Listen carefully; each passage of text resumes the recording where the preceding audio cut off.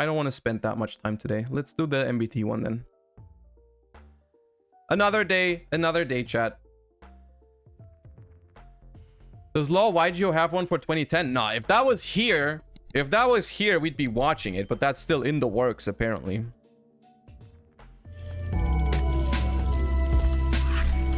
But once that video comes out, hey everybody, Joseph Rothschild here, aka MBT time. Wait, this was loud. This was loud.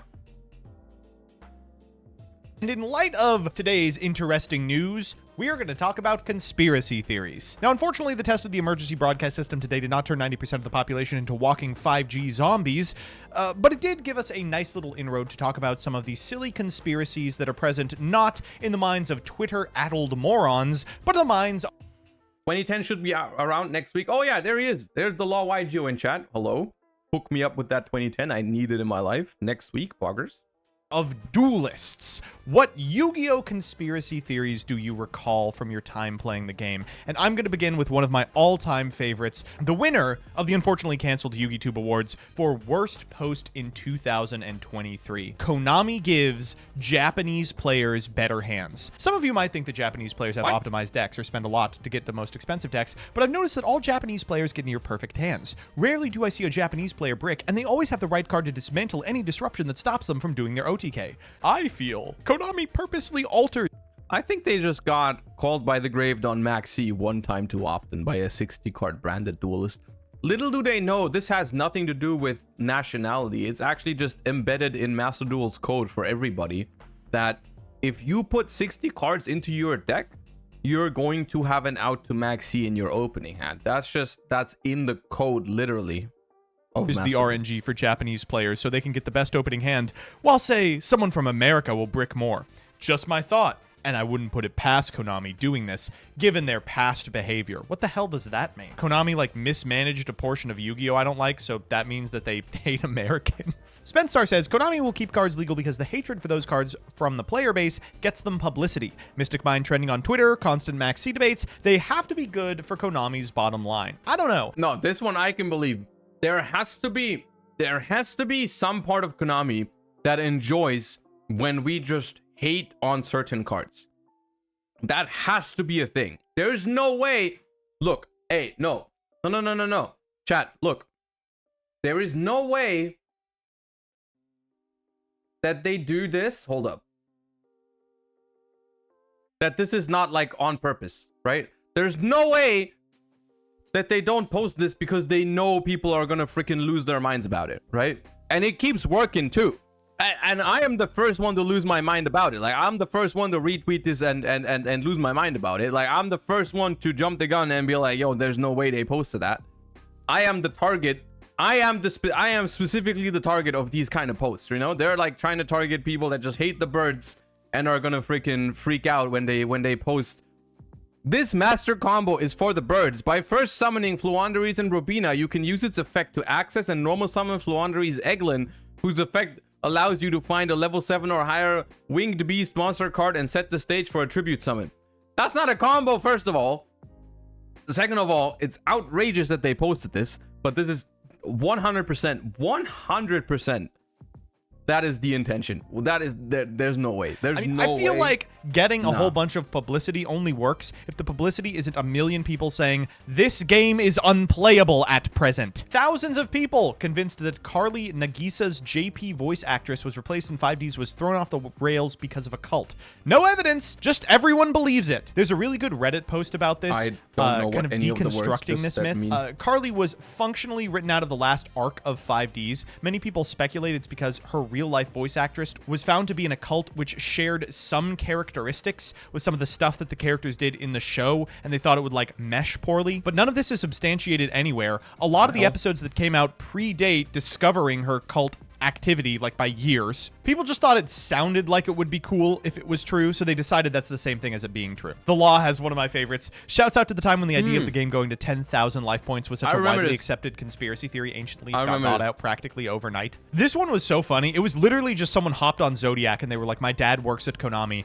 Master Rule 5 is coming out tomorrow and you're going to start at 12,000 life points. When the first wave of B-Trooper cards were released, I heard a lot of people parrot the idea they were an attempt by Konami TCG to create an archetype that could abuse Maxi to is Ancient Leaf still expensive to this day? It might be. Because sometimes cards like this just shoot up in price and they never really go down. Hold up.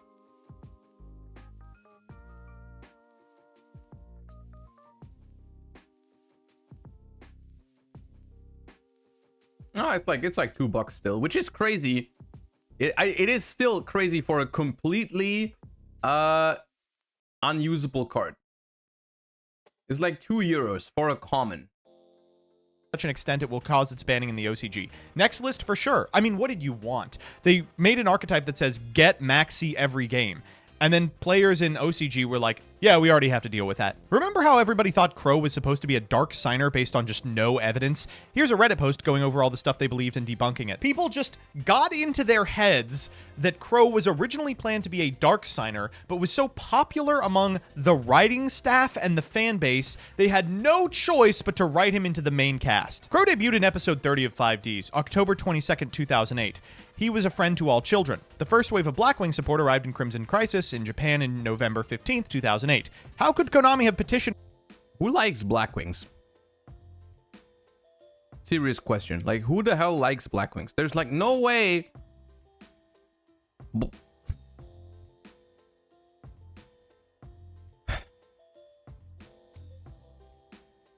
Blackwings have always been the most boring deck out there. Like, they were the most straightforward deck in 2010, and today they're even worse because they're just this combo pile. I never understood why people like Blackwing so much. Like, they're not based in Edison, they're not based pre-Edison, they're not based today. Fuck them birds, dude. For Crow's character to be changed if Blackwings had already come out 3 weeks afterwards. Maybe it was the most popular archetype of all time in 21 days. And they said, scrap all the animation. We gotta make it again. The pros playing Predaplant to spike up the price to offload Conspiracy was a pretty good one. Okay, the conspiracy for this one is that a couple of pros This is not a conspiracy theory. I know for a fact Pac did this.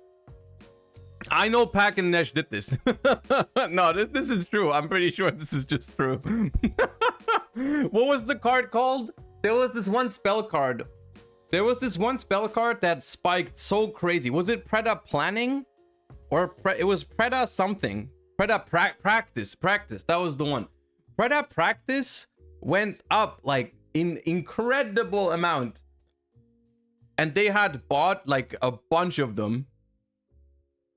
They had bought a bunch of them, and then the card got reprinted, and they were sitting on like so many more. I don't think this is a spicy story. I think he's talked about it on stream at some point. But they had like it spiked up for like a week, and then it got like reprinted. Yeah. Including I think Pac and Cody decided that branded Predaplant was a top deck based on their testing. This caused a buyout of a card that wasn't even in their deck. Magician No, they played it. of Hope is the only crossover monster that exists between two protagonists' ace monsters. Supposedly he was printed because in Japan, while Arc V was airing, so were reruns of Zexal, which was more popular. So they printed Magician of Hope to get Zexal fans to watch Arc V. Hey, I know you're watching reruns. This guy's around. Do the pendulum shit. So I guess I'll talk about this one a little bit. Air Neos is like a one-to-one copy of a superhero from another IP. So since his original printing, he has not received a single reprint, and all the cards that would Air Neos is that expensive? That's crazy. technically feature him as a member of the Neos Brigade just don't. What? Wait, we don't have proof? What the fuck? Wait, then why haven't they reprinted him? Wait, so we actually have no idea why this card is not in Master Duel, never had a reprint, removed from every single art that should have him in it? We literally don't know? There's no reason?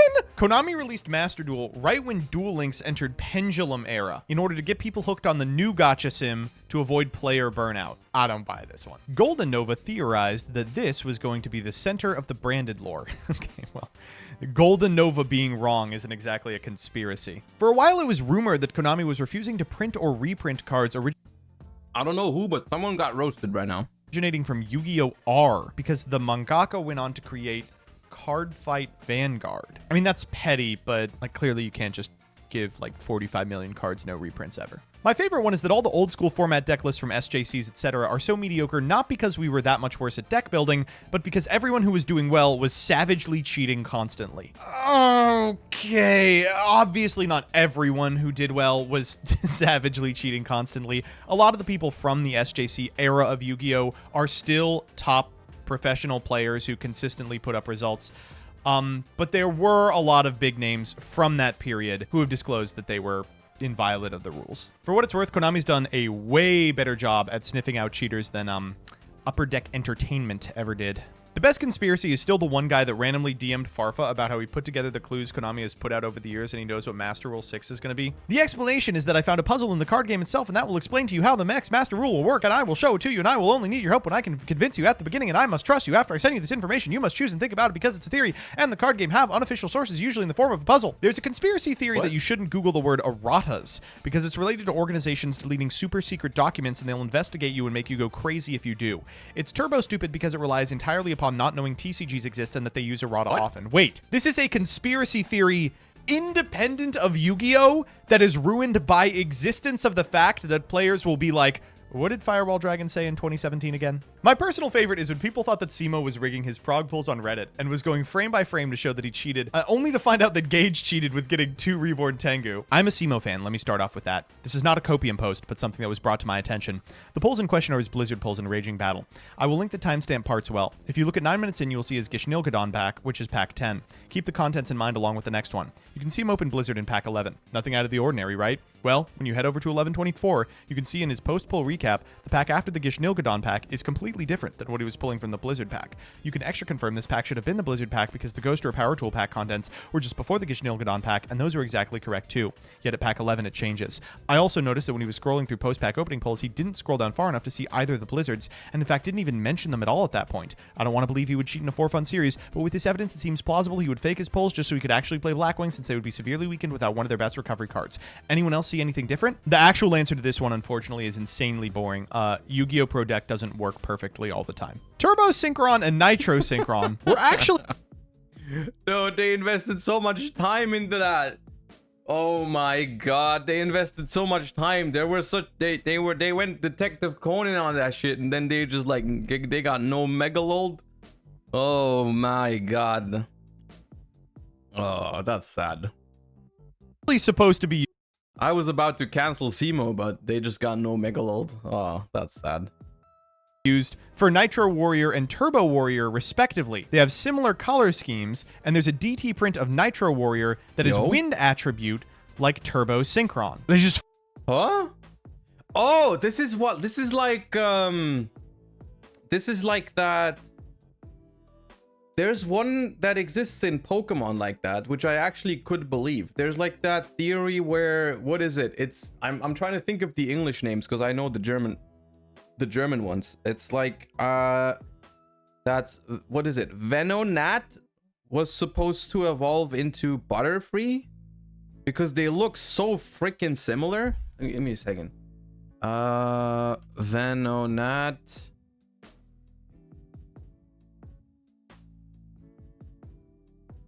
and Butterfree. Yeah.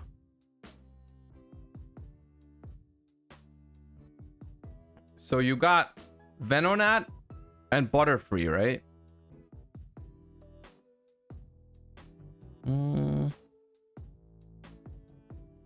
Okay, this is the smallest thing they could find. Okay.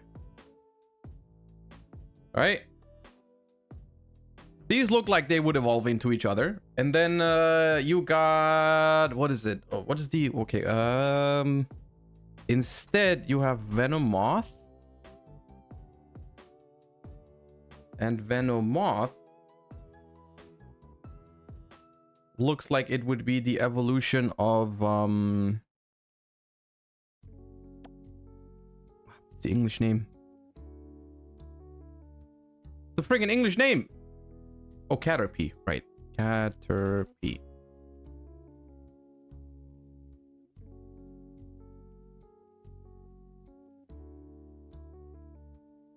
In German, it's just like OP. They don't look, these two don't look that similar, but they have kind of similar eyes. But what about these two, dude? You can't tell me these two were not made for each other. They even have the same little hands. Look at their hands.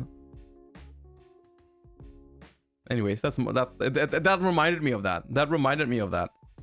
Fucked this up? Firewall Dragon's anime armor, I remember this. So Firewall Dragon was the anime boss of Yusaku in Vrains. So as a result, it resisted ban list hits despite clearly being the problem card of several formats.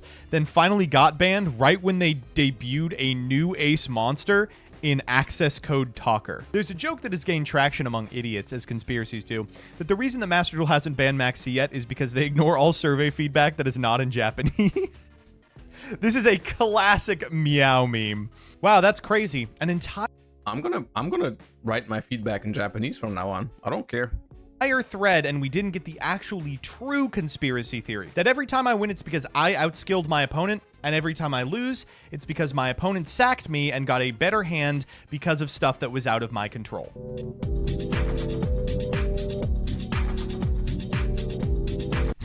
Why did they play this? They were just wrong! You're allowed to be wrong!